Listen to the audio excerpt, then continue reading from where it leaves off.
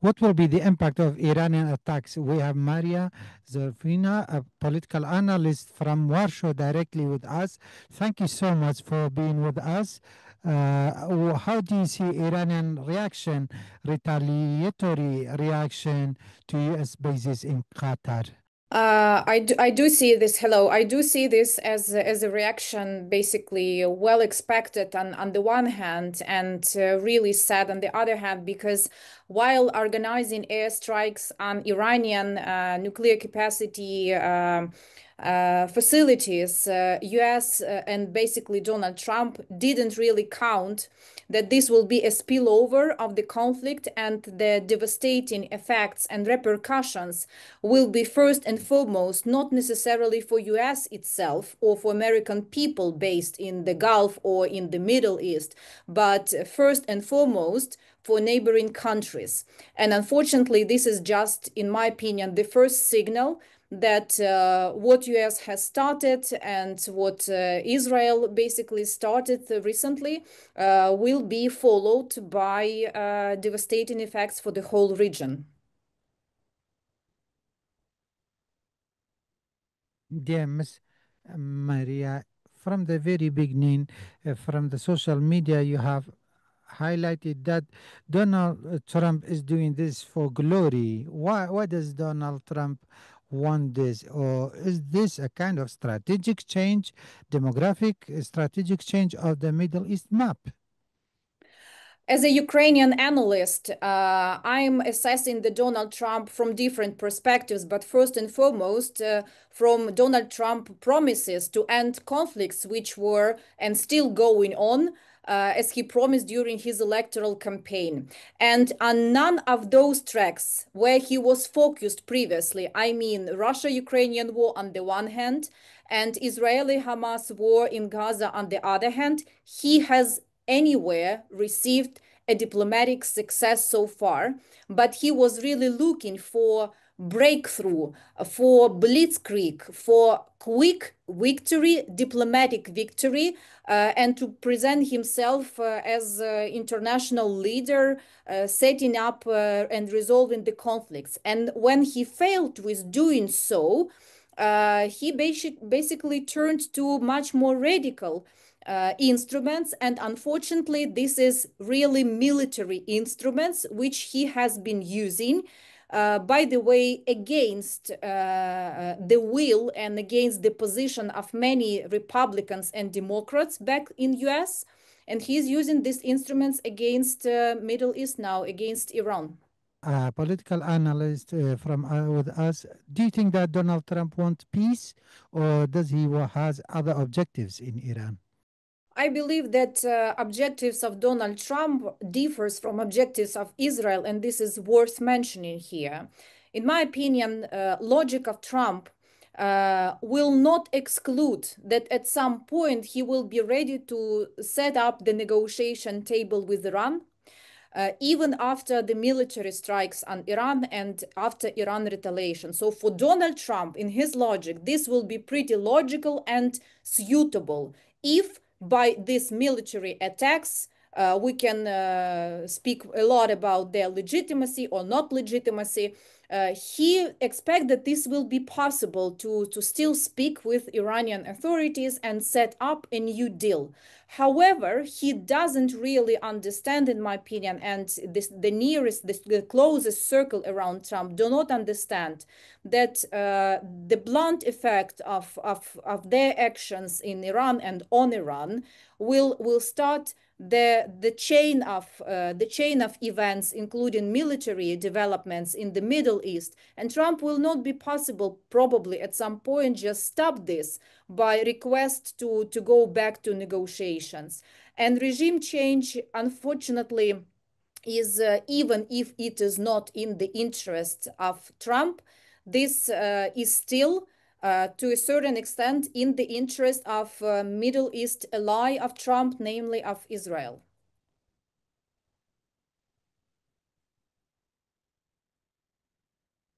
Dear Ms. Maria, Donald Trump previously has announced that uh, regarding his attacks on nuclear sites in Iran, he promised that if Iran respond, he will also respond again, but very viciously respond. So does this mean that we must expect further military escalation between U.S. and Iran? And Qatar has also announced that our land has been attacked. We have the right to respond as well. So, does that mean the expansion of the front of the war to other countries? Unfortunately, I think in the short-term perspective, at least in the perspective of several following weeks, we should expect the spillover effect here. We should expect the escalation, both air strikes between Iran and US on the one hand, and probably more devastations when it comes to neighboring countries. Qatar is unfortunately the first victim, let's say, to suffer here, while they're basing, as many other countries are basing American soldiers on their soul, and they are not part of the conflict initially, but they are suffering and might be still suffering from this airstrikes exchange between US military forces and Iranian military forces. However, I do expect that still there might be attempts to inside America, inside US, because Donald Trump does not represent the whole political spectrum of the US, and you can see range of different reactions now in US.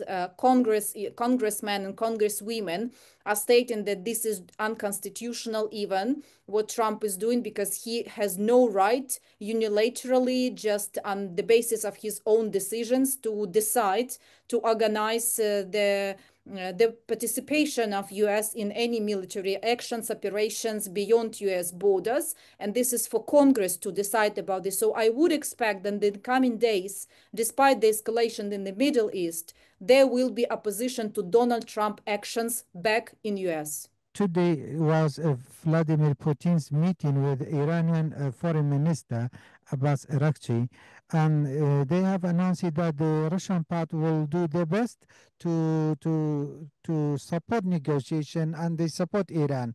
How do you see the statements between Araghchi, Iranian Foreign Minister, and Vladimir Putin's statement? We should remember that Trump tried to set up negotiations between Russia and Ukraine, and uh, one of the things which Putin tried to sell out to Trump as a strong side, as a strength side of Russia, is that Russia allegedly has some leverage on Iran and could help US and basically Trump to reach Trump political goals in negotiations with Iran. So this has appeared, this position of Putin, for instance, and these contacts with Iranian authorities is something that Kremlin has been systematically trying to sell over to Trump as political opportunities, as kind of being mediator between Iranian authorities and American authorities. But fortunately or unfortunately for Trump, I do not see that Russia will be able to change the situation between US and Iran significantly.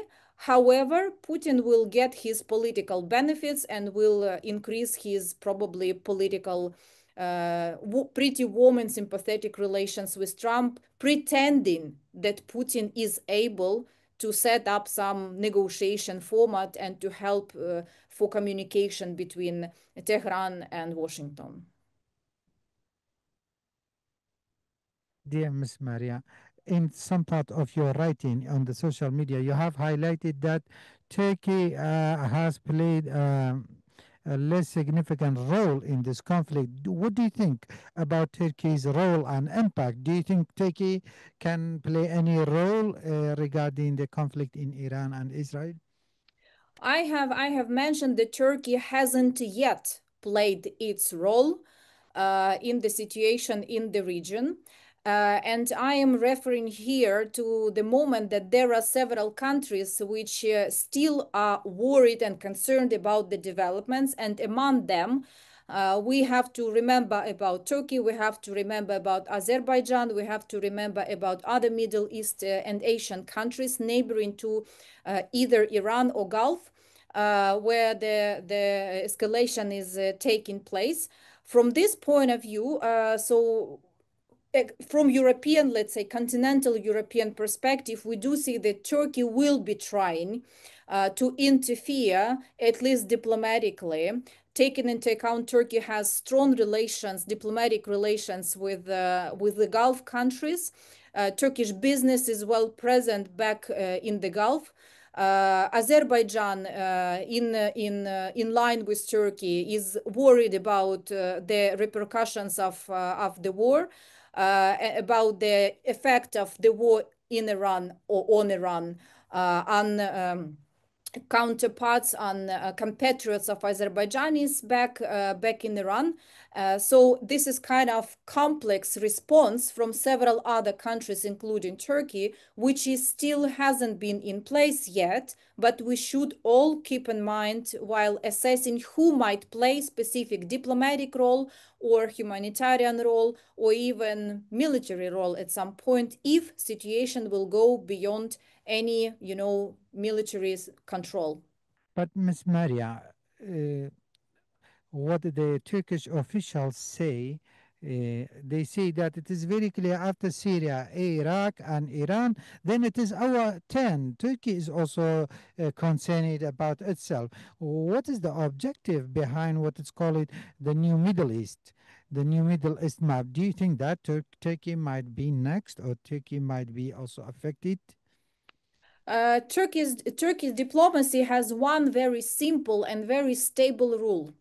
They think that anything happening anywhere near Turkey, either this is a Black Sea region or a crossroad between Europe on the one hand and Middle East on the other hand, anything which is anywhere nearby Turkey must be decided by the countries of the region without foreign external interference. So from this point of view, Turkey really differs from the position of US, who is definitely to a certain extent an ally, especially within NATO, is an ally for Turkey.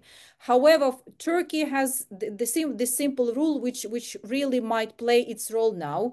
If anything is happening on the ground in the region, and this directly refers to territory or to the interest of Turkey, so only countries and players in the region have right to decide how to settle up the conflict, how to resolve the conflict, and how to manage the situation. So from this point of view, I would expect that the interference from even a partner of Turkey like US will be in a short term or in a mid-term perspective evaluated rather negatively than positively, because this adds some new factors which are beyond the control of regional powers. Miss Mariam, before America attacked Iranian facilities, the Iranian Republican Guards Corps announced that if America becomes part of this war, then they have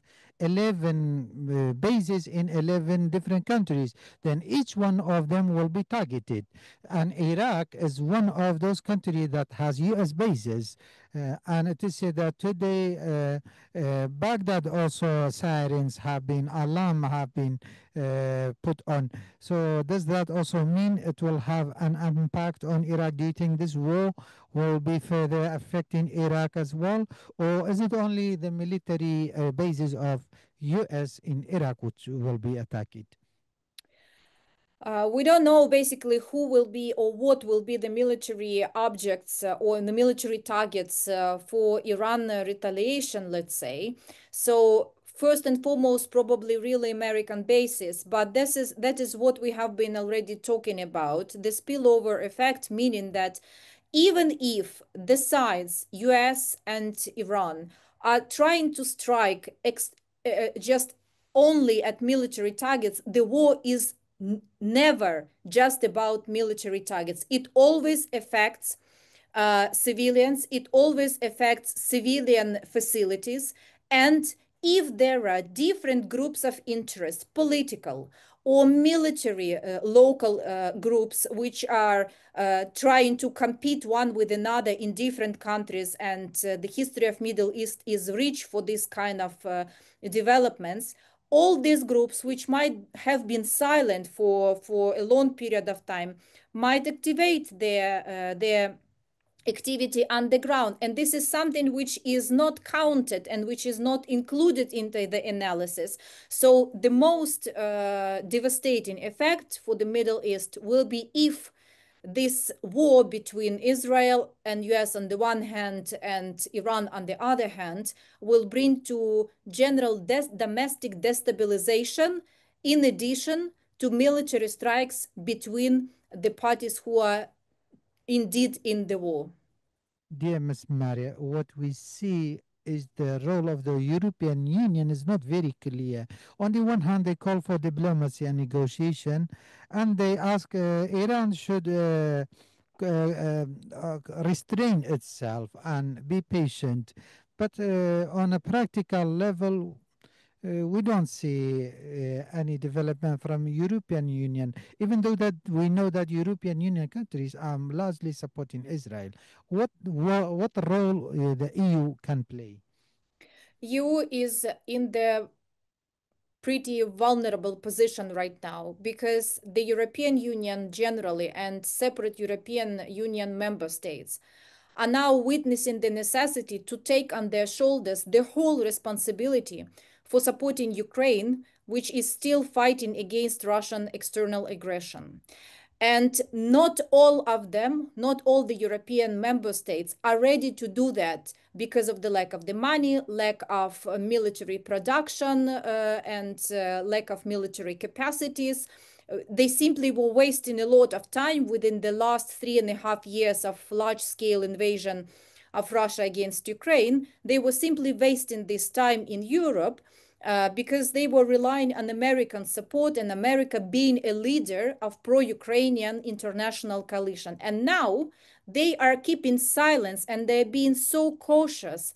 This is kind of a political shock because on the one hand, even the most hawkish, the most, let's say, brave political governments in Europe, like President Macron and his government, like Keir Starmer back in United Kingdom, and his laborist government, even them, they are not ready to take on the responsibility for radical political statements and decisions, even when it comes to Ukraine, which is definitely in the area of European security interests. And for that precise reason, they don't simply understand the new world, the new reality where we all waking up when Trump is not any longer a strategic ally for European states, when Trump is not any longer a president of the country pushing Russia towards very legitimate international isolation for its aggression on Ukraine, and when Trump right now is waging another questionable attack on another sovereign state, even if the regime back in Iran is not anyway friendly neither to European states nor to US. So this new reality, when there is no transatlantic unity like it used to be, is something which is shocking the European Union. And European Union, even the most radically brave countries back there, are not yet ready to be the leaders when it comes to foreign policy for the whole European Union and for the defense policies. Those changes here I wouldn't expect, let's honestly. Miss Maria, in some part of your speech, you said that the objectives of America and Israel are different. If the objectives of America are achieved and the objective of Israel are not achieved, do you think that the war will still continue, or do you think that America can put pressure on Israel to stop the war, even if Israel's objectives are not met? I wouldn't expect that US will be able fully control what Israeli government will decide. First and foremost, because Israel is pretty independent in terms of military production and military technologies, so it's not fully self-sufficient militarily. It still depends a lot on US help, support, and joint military productions. However, its self-sufficiency is much higher than it would be needed to control, let's say, political decisions in Israel. And current government back in Israel, in particularly Netanyahu personally, shows that he can oppose what Washington says. For instance, we can compare how brutal Trump was while trying to push Ukrainian authorities to concessions in favor of Russia to end Russia-Ukrainian war on the Russian terms, regardless of where Ukraine was ready to compromise on its territory or on its people. And the same logic, the same pushing logic was not used against Israel. First and foremost, because Israel has, for decades in the wars, in different conflicts, and they got used to be more self-sufficient and more independent in this regard. So I wouldn't expect that Trump will be able, even if he wants to stop, he will be able just to click and make Israeli priorities changed as well.